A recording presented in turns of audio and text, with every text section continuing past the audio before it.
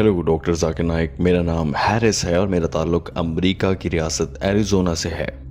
मैं एक कारोबार करता हूँ और मार्केटिंग मैनेजर भी हूँ। अमरीका में मेरे दो दोस्तों ने आपकी वीडियोस देखने के बाद इस्लाम कबूल कर लिया। उनमें से एक ईसाई था और एक मुल्हिद। मेरे एक दोस्त ने आपकी एक डीवीडी मुझे दी जिसमें यह बताया जाता है कि एक लादीन जिसका कोई यकीन नहीं होता वो इस्लाम की जानिब कैसे आए, इस्लाम को कैसे समझे। मैंने वो डीवीडी देखी लेकिन उसने मेरे सवालों का जवाब नहीं दिया, जबकि आपके सवालों के अक्सर जवाबात मिल जाते हैं और बहुत से लोगों से मैंने पूछा मगर मेरे सवालों का जवाब नहीं मिला। मैंने बहुत से ज़हीन लोगों से भी ये सवाल किया मगर आज तक मुझे इत्मीनान बख्श जवाब नहीं मिला। मैंने यूट्यूब पर अब तक जितने भी उलमा को सुना है उनमें से आप मुझे सबसे अच्छे लगते हैं। आप सबसे ज़्यादा अच्छी बात, समझ में आने वाली बात करते हैं और उसूल की बात करते हैं। और मेरे ख्याल से मेरा सवाल बहुत अहम है क्योंकि आज तक मुझे मेरे सवाल का जवाब नहीं मिला है। मेरे सवाल के दो हिस्से हैं, आप इसे एक सिक्के के दो रुख कह सकते हैं। पहला सवाल ये है कि अल्लाह ताला ने ये पूरी दुनिया बनाई है। कुरान पाक बताता है कि अल्लाह ने ये दुनिया कैसे बनाई। कुरान कहता है कि अल्लाह ने बहुत से दिन इस्तेमाल किए, पहाड़ बनाए और इंसान के लिए एक आजमाइश के तौर पर उसको दुनिया में भेजा।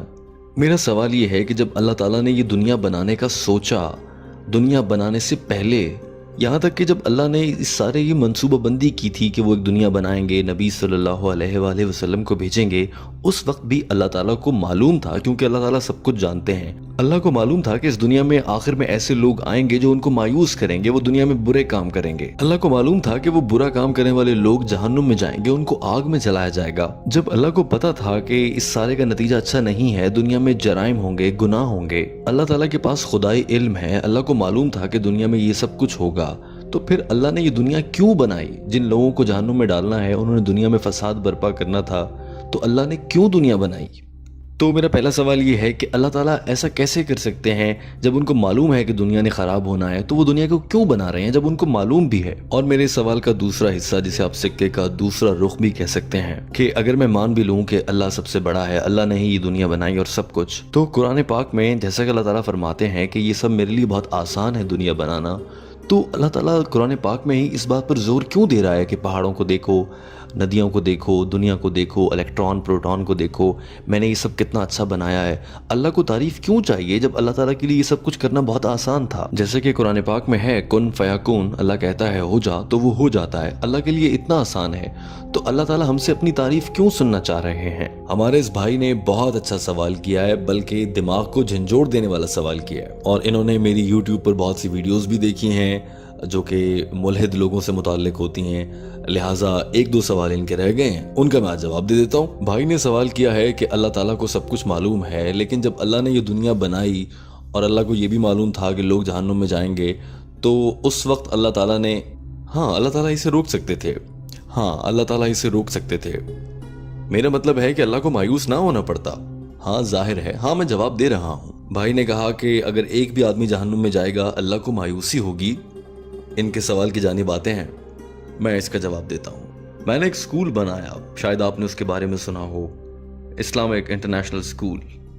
तो मिसाल के तौर पर अगर एक उस्ताद बच्चों से इम्तिहान ले रहा है और रियाजी यानी हिसाब का पर्चा है, उसमें वो पूछता है कि 2 + 2 कितने होते हैं और बच्चा उसमें 5 लिख देता है, तो क्या आपके ख्याल से एग्जाम्स के बाद, इम्तिहान के बाद तो टीचर उसको बता सकता है कि 2 + 2 5 नहीं 4 होते हैं, लेकिन इम्तिहान के बीच में तो उसको नहीं बता सकता कि 2 + 2 4 होते हैं, तुम गलत लिख रहे हो। इम्तिहान के बीच में तो नहीं बताया जा सकता।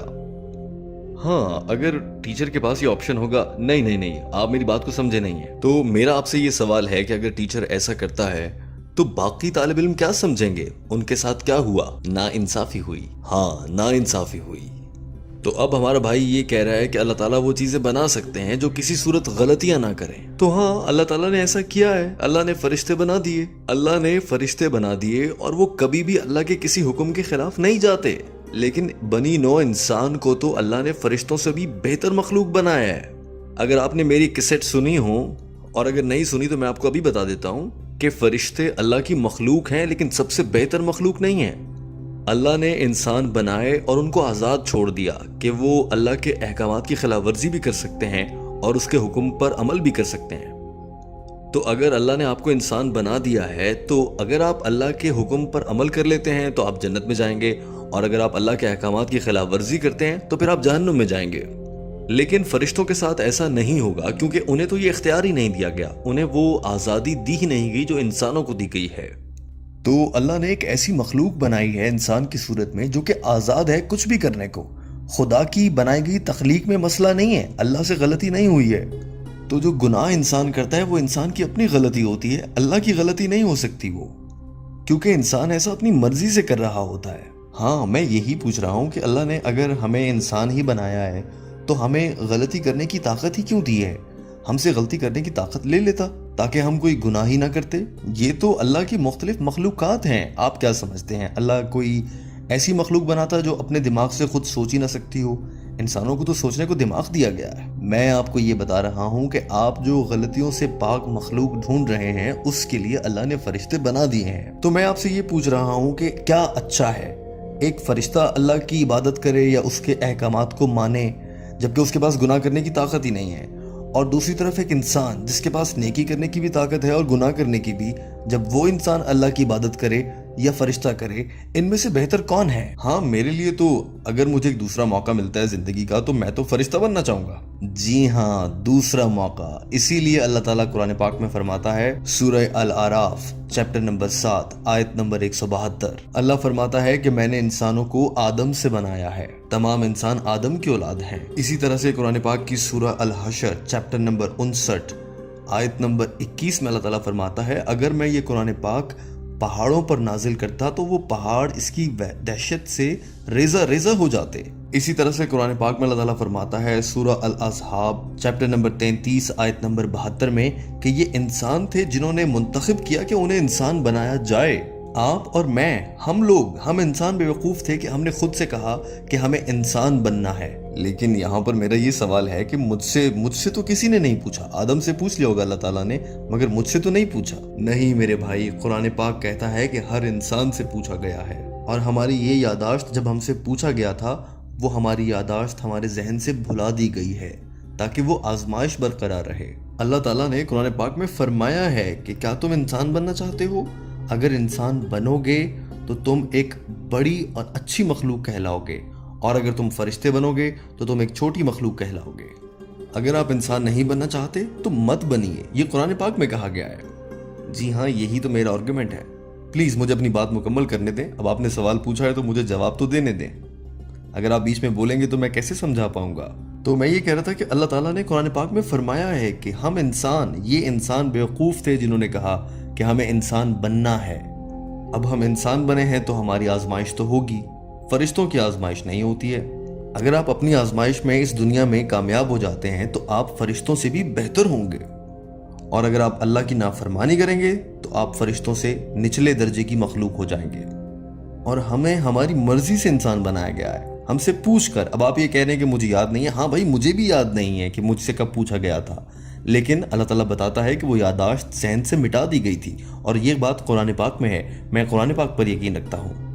اللہ تعالیٰ قرآن پاک میں فرماتا ہے کہ روز محشر قیامت کے دن کوئی ایک بھی انسان ایسا نہیں ہوگا جو میرے نظام انصاف پر سوال اٹھا سکے گا، اور وہ ہم اگلے جہان میں دیکھیں گے، مگر تب انسان کہے گا اللہ میاں ایک موقع اور دے دو، لیکن اللہ تعالیٰ کہیں گے اب بہت دیر ہو چکی۔ تو قرآن یہ کہتا ہے کہ کوئی اللہ کے نظام انصاف پر سوال نہیں اٹھائے گا، اس سے وہ مطمئن ہوں گے۔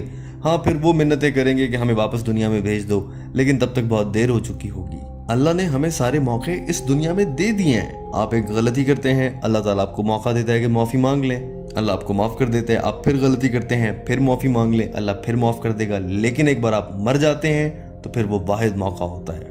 پھر آپ کا یہ سوال کہ اللہ نے انسان کیوں بنائے، تو کیونکہ یہ سب سے بہترین مخلوق ہے۔ آپ خود سوچیں، انسان آزاد ہیں سوچنے کو، اچھے برے کا انتخاب کرنے کو آزاد ہیں، ہم سوچ سکتے ہیں۔ آپ خود بتائیے کہ ایسی مخلوق بہتر ہوگی جو خود سے سوچ سکتی ہے، یا ایسی مخلوق بہتر ہوگی جو سوچ ہی نہیں سکتی؟ اور ہم سے انسان بنانے کی اجازت لی گئی تھی، یہ آپ کو یاد نہیں، مجھے بھی یاد نہیں ہے، لیکن جب ہم دونوں مریں گے، قیامت کے دن ملیں گے، اس دن آپ مجھے کہیں گے کہ مجھے یاد آ رہا ہے، اور میں بھی آپ کو کہوں گا کہ مجھے بھی یاد آ گیا، کیونکہ اللہ تعالیٰ نے وہ ذہن سے ہمارے مٹا دیا ہے اس دنیا میں رہتے ہوئے۔ قیامت کے بعد ہم سب کو یاد آ جائے گا۔ تو یہ تو مجھے بھی یاد نہیں ہے، لیکن میرا قرآن پاک پر یقین ہے، اور قرآن پاک کبھی غلط نہیں ہو سکتا۔ اور اگر آپ نے میرا وہ لیکچر سنا ہے جس میں میں نے کہا ہے، بتایا ہے کہ کس طرح سے قرآن پاک کا 80% حصہ بالکل سائنس سے مطابقت رکھتا ہے، باقی جو 20% ہے اس پر تنازع ہے، نہ وہ صحیح ہے نہ وہ غلط ہے، لیکن 80% بالکل ٹھیک ہے۔ تو میرا دماغ یہ کہتا ہے کہ جب کسی 100% میں سے 80% بات بالکل ٹھیک ہو، ثابت شدہ ہو، اور جو 20% ہے اس میں سے کچھ غلط ثابت نہ ہوا ہو، ہاں اس پر ڈیبیٹ جاری ہو، تو میرا دماغ یہ کہتا ہے کہ ہاں یہ 20% بھی ٹھیک ہوگا، اور اسی طرح سے قرآن پاک 100% بالکل ٹھیک کتاب ہے۔ میں ایک سائنسی سوچ رکھنے والا آدمی ہوں، میں ایک فلسفے کو سمجھنے والا آدمی ہوں۔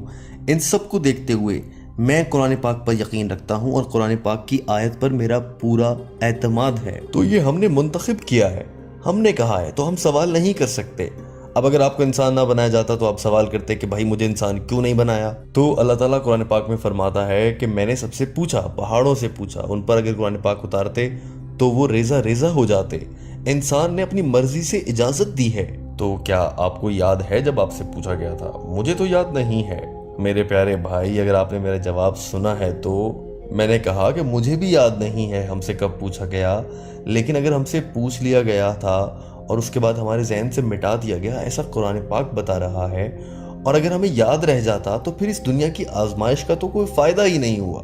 میں ایک اور مثال دیتا ہوں، اگر آپ کو آپ کے استاد کچھ پڑھاتے ہیں، سکھاتے ہیں، تو جب ٹیچر نے سکھا دیا، جب امتحان ہوگا تو وہ کتاب آپ سے واپس لے لے گا۔ جب امتحان کے وقت، وہ امتحان کے وقت آپ کو کتاب اور سوال نامہ اکٹھا نہیں دے سکتا۔ اگر ٹیچر یہ کہہ دے گا کہ یہ لو کتاب اور یہ لو سوال جواب لکھو، تو پھر ٹیسٹ تو ٹیسٹ نہ رہا، آزمائش تو ختم ہو گئی۔ ہاں جب امتحان ختم ہو جاتا ہے پھر آپ گھر جائیں کتاب سے دیکھ لیں۔ لیکن میں یہ کہہ رہا ہوں میرے بھائی میری بات سنو، جب امتحان ہو جائے گھر جا کر کتاب دیکھ سکتے ہیں نا؟ امتحان کے بیچ میں کیا آپ دیکھ سکتے ہیں؟ نہیں۔ تو میرے دوست، ہم اس دنیا میں ہیں تو ابھی یہ امتحان چل رہا ہے، ابھی یہ امتحان جاری ہے، یہ آزمائش ہے۔ ایک بار یہ آزمائش ختم ہو جائے، یعنی جب ہم مر جائیں، تو پھر آپ کو پتہ لگ جائے گا، کتاب میں جا کر اوپر دیکھ لیجئے گا۔ اگر آپ اس دنیا میں یہ کہیں گے مجھے کتاب دے دیں، میں بھول گیا ہوں، نہیں، ایسا نہیں ہو سکتا۔